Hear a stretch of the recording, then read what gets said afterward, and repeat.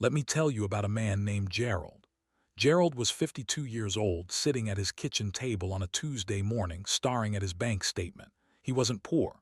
He'd worked his whole life. He'd done everything right, showed up, worked hard, raised his kids, paid his bills, and yet there he was, 52 years old, less than $40,000 saved, and a quiet, terrifying thought slowly creeping into his mind. What if I run out of money? Not the dramatic version. Not losing everything overnight, but the slow, grinding fear of watching your savings shrink, of realizing Social Security alone won't be enough, of wondering whether your children will one day have to support you. If you've ever had that thought, even for just a moment, this video is for you. My name is David, and before we go any further, if you haven't already, please subscribe to this channel. Hit that button right now, because everything we share here is designed to make your financial life simpler, calmer, and more secure. It costs you nothing, and it could change everything. Now let's get into this. I'm not here to sell you anything. I'm not here to promise overnight riches. I'm here to tell you the calm, honest truth about what it actually looks like to build wealth after 45, and why, even now, it is still possible for you. Here's the uncomfortable truth most financial advisors won't say directly. Most people in their late 40s and 50s are significantly behind on retirement savings. The median retirement savings for Americans between 55 and 64 is around $185,000. That sounds reasonable until you do the math. If you retire at 65 and live to 85, that money needs to last 20 years. That's roughly $770 a month, before inflation, before medical bills, before anything unexpected hits. And here's what most retirees don't realize. Inflation doesn't stop when you retire. It keeps moving, quietly, relentlessly, eroding the value of every dollar you've saved year after year. This is where things become dangerous, not because of one catastrophic mistake, but because of years of small delays. The "I'll start saving more next year" that turned into 5 years. The retirement account that sat untouched because the market felt confusing and there was always something more urgent. That's not a character flaw, that's life. Life doesn't pause so you can plan for retirement, but here's what I need you to understand clearly. It is not too late, and in the next few minutes I'm going to show you exactly why. The real enemy of the late starter isn't the stock market. It isn't inflation. It's the story you tell yourself about your own situation. Most people who start late do one of two things. They either panic and chase risky investments trying to catch up fast, or they give up entirely, deciding it's too late to matter. Both responses are understandable, and both are wrong. Panic leads people into dangerous investments, high-risk schemes, promises of fast returns.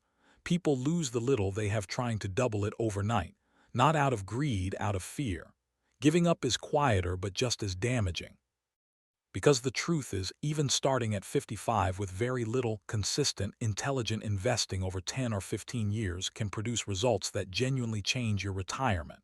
Not fantasy results, real, meaningful results. The difference between struggling and stable. The difference between dependent and dignified. That's what we're building toward: dignity, stability. A retirement where you're not afraid every time an unexpected bill arrives. Let me show you what Gerald did, and what you can do too.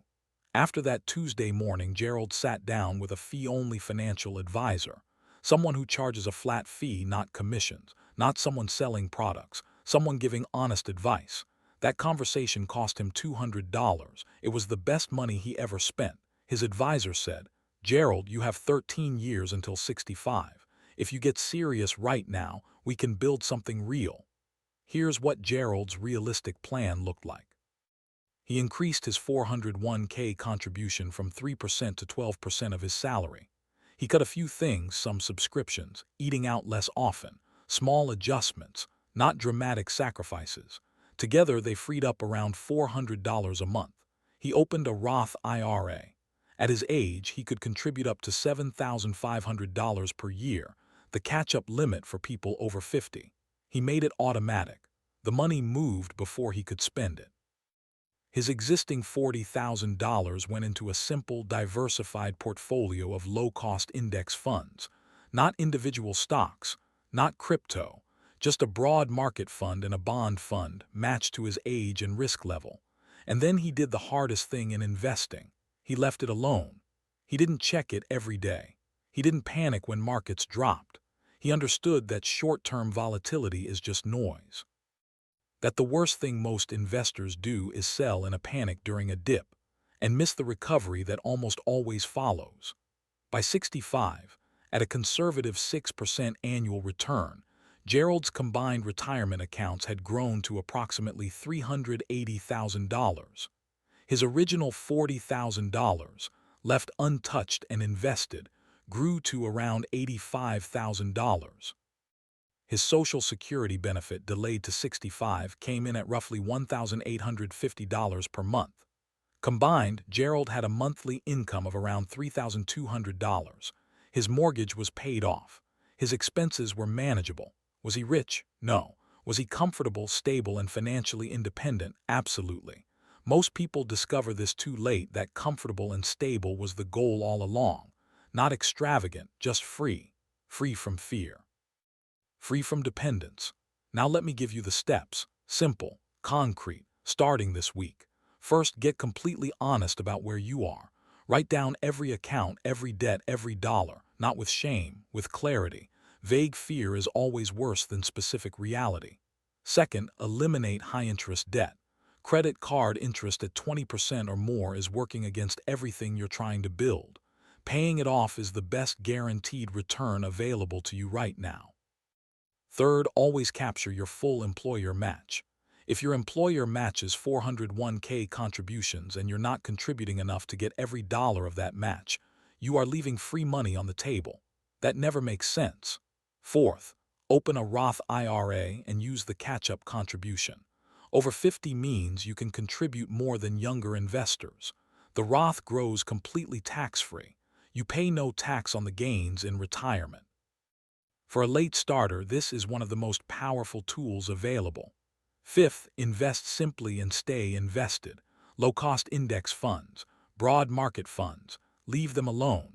The overwhelming majority of professional fund managers fail to beat a simple index fund over the long term. Keep it simple, keep costs low, be boring. Boring works. And sixth, think carefully about when to claim Social Security. Every year you delay past your full retirement age, your benefit grows by approximately 8%. Claiming too early is a decision that costs many retirees tens of thousands of dollars over their lifetime. If you can afford to wait, wait. I want to leave you with something that goes beyond the numbers. The biggest risk to your retirement isn't the market. It's your own behavior. Study after study shows that the average investor significantly underperforms the average investment, not because of bad funds, but because of emotional decisions. Selling in fear, chasing trends, moving in and out at the wrong moments. The most valuable skill you can build right now is the ability to stay calm, to be patient, to trust the long-term process even when short-term headlines are frightening. And please stop comparing your journey to others. You don't know their debts. You don't know their anxiety. Your only job is to make the smartest possible decisions with the resources you have, starting from exactly where you are today. Gerald felt that truth at 64, sitting at the same kitchen table where the fear had once lived. And this time the feeling wasn't dread. It was quiet, genuine peace. Gratitude, not for a miracle, but for the simple fact that he hadn't given up. He'd made the call, built the plan, stayed with it, and it was enough. That moment is available to you too. Start where you are. Use what you have, do what you can, and trust the process. You are not too late, you are right on time. Before I go, I want to hear from you. What is the one financial lesson you wish someone had taught you earlier in life? Leave it in the comments below. Your answer might be exactly what someone else here needs to read today. Take care of yourselves, stay wise, and I'll see you in the next one.